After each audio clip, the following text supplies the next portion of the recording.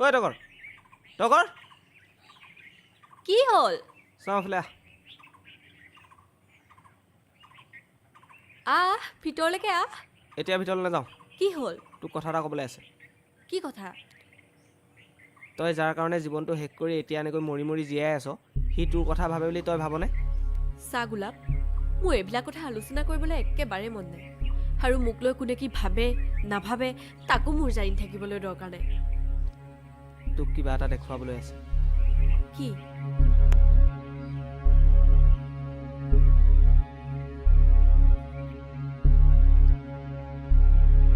চা